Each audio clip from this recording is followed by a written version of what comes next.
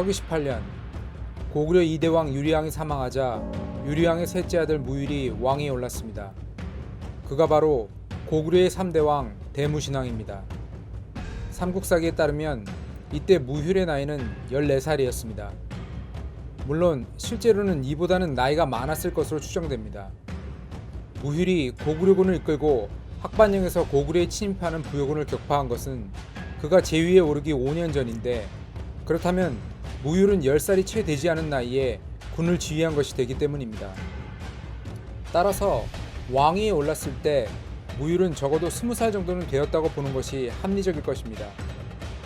이런 상황 때문에 대무신왕을 추모왕의 아들 혹은 유리왕의 손자로 보는 시각도 있기는 하지만, 광개토대왕비가 대무신왕을 유리왕의 아들로 드러내고 있으므로 이것을 받아들이는 것이 가장 확실한 접근이 될 것입니다.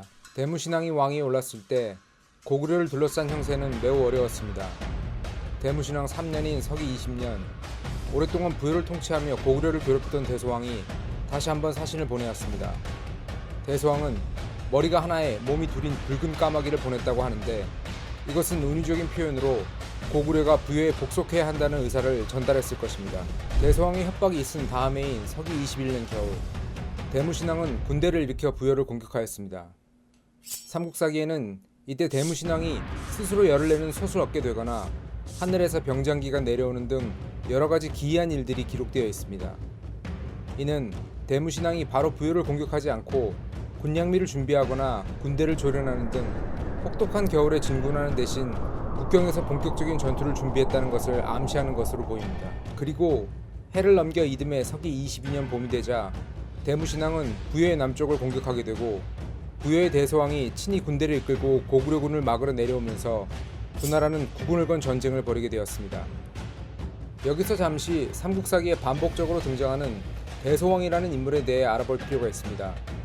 대소왕은 금화왕의 아들로 추모왕과 동년배 혹은 몇 살 더 나이가 많은 것으로 알려져 있습니다. 추모왕과 유리왕의 제위 기간에도 부여는 대소왕의 통치를 받았습니다. 이를 넘어 대무신왕 시절에도 대소왕이 살아서 제위에 있었다는 것은 당시 그의 나이가 최소 70대 이상이었다는 것을 의미합니다. 삼국사기 등의 사설을 살펴보면 대소왕은 끊임없이 고구려를 복속시키려는 의지를 보입니다. 사신을 보내 고구려를 협박하거나 여러 차례 군대를 보내는 등 실질적인 무력 행위를 하기도 하는데, 거의 집착 수준으로 고구려를 경계한다는 것을 알 수 있습니다. 부여의 입장에서 이를 해석하자면 대소왕은 그만큼 고구려의 잠재력을 정확하게 꿰뚫고 있었다는 것이기도 하고, 그가 굉장히 직관력이 뛰어난 왕이었다는 뜻도 됩니다. 대무신왕은 대소왕과 싸우면서 다시 한번 특유의 유인작전을 구사하였습니다. 고구려군은 진흙이 많은 평지에 군영을 세우고 부여군을 기다렸습니다. 아마 기병에서 우위를 가지고 있었을 부여군은 평지에 자리한 고구려군을 일시에 몰아쳐서 죽일 수 있다고 판단을 했을 가능성이 높습니다. 하지만 막상 부여군이 고구려 군영에 접근하자 진흙에 빠진 말들이 앞으로 나아가지 못하고 허우적거렸습니다. 이때 대무신왕은 공격을 명하였고, 고구려군의 장수인 괴유가 부여군 진영을 뚫고 들어가 진창에서 움직이지 못하던 대소왕의 목을 베어버렸습니다. 부여를 강대국의 반열에 올려놓은 대소왕으로서는 허망한 죽음이었습니다. 대무신왕은 왕의 죽음을 목도한 부여군이 후퇴할 것이라고 생각했지만, 왕의 허망한 죽음에 분노한 부여군은 오히려 강력한 저항을 하기 시작했습니다. 적국의 왕을 베는 놀라운 성과를 거두고도 전투에서 패할 위기에 처한 고구려 군대는 부여군에게 며칠간이나 포위를 당하는 상태에 빠졌습니다. 우여곡절 끝에 간신히 포위망을 빠져나와 후퇴할 수 있었지만, 결과적으로 대무신왕의 부여 정벌은 실패로 끝이 납니다. 따라서 부여와의 전쟁으로 고구려는 영토를 확장하지는 못하였습니다. 하지만 고구려에 대해 강경책으로 일관하던 대소왕을 죽이고 부여의 확장을 막은 것만으로도 전쟁의 성과는 상당했다고 할 수 있었습니다. 실제로 부여에는 대소왕의 사망과 함께 내분이 일어났습니다. 대소왕의 동생은 부여 내부의 갈등을 뒤로하고 자신을 이끄는 무리와 함께 압록곡이라는 곳에 토착 세력을 몰아내고 갈사국이라는 나라를 세웁니다. 갈사국은 고구려의 종속적인 관계를 유지하다가 결국 고구려의 태조왕에게 귀순하게 되는 나라입니다. 또한 부여와의 전쟁이 있었던 그해 가을, 대소왕의 사촌 동생이 부여인 1만 명과 함께 투항해 왔고, 대무신왕은 그를 연나부에 귀속시켰습니다. 갈사국의 성립이나 부여 왕족의 망명 등은 부여가 왕권 교체기와 내전기를 겪고 있었다는 것을 의미합니다. 또한 부여 지배 세력 간의 갈등이 극심했고 부여 내부에서 큰 분열이 있었다는 것 역시 짐작해 볼 수 있습니다.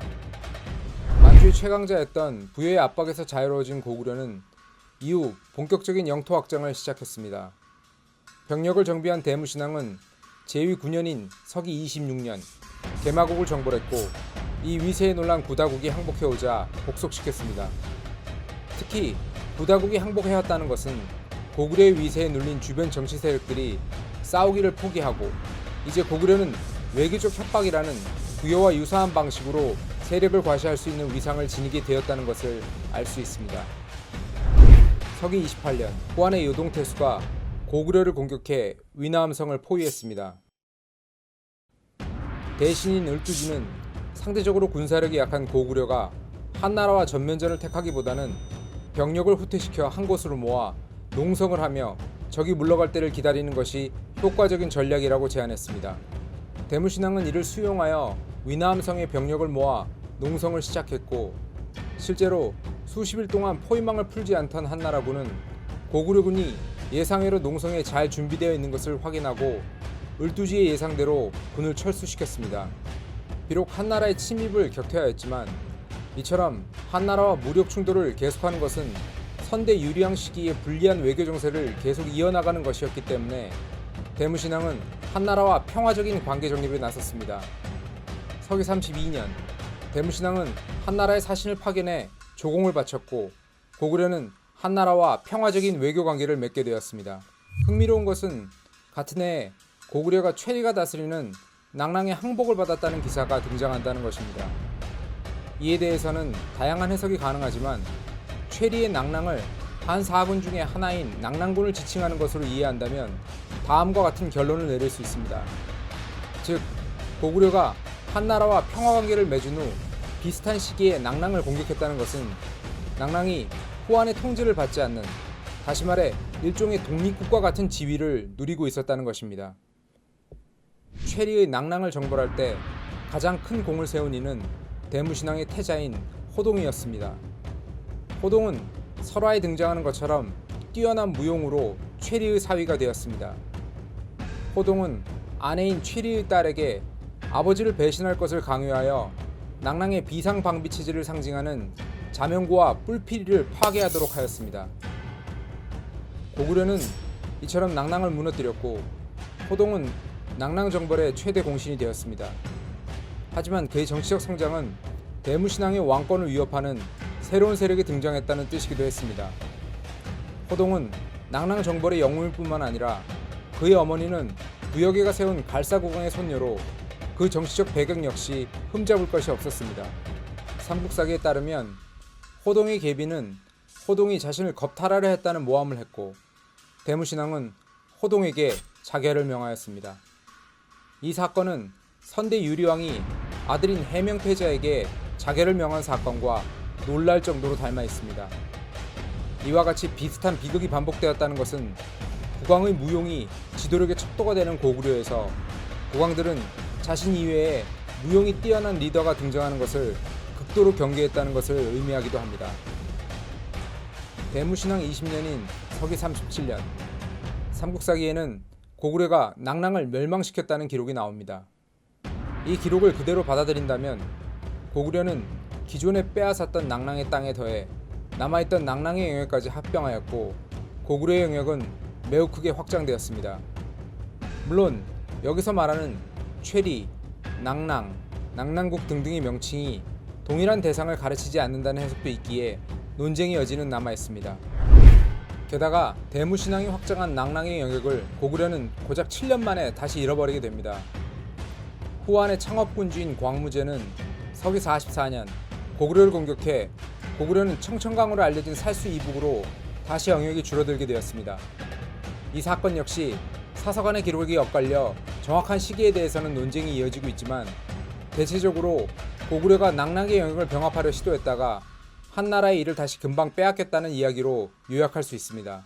그리고 서기 44년 대무신앙이 사망하면서 고구려의 팽창기는 막을 내렸습니다. 대무신앙의 사망과 함께 고구려는 정치적인 혼란기에 접어들게 됩니다. 대무신앙은 자신의 왕권을 강화하기 위해 아버지 유리왕과 비슷한 정치적 숙청 과정을 밟았습니다. 이 과정에서 태자인 호동을 죽음에 이르게 하였지만 결과적으로 고구려에는 유능한 왕위 계승자가 사라지는 문제가 발생하였습니다. 만약 대무신앙이 아들인 호동을 죽이는 대신 공존의 길을 택하고 그에게 왕위를 물려주었다면 어땠을까요? 그랬다면 고구려는 2대에 걸쳐 강력한 정복군주를 가지게 되었을지도 모를 일입니다.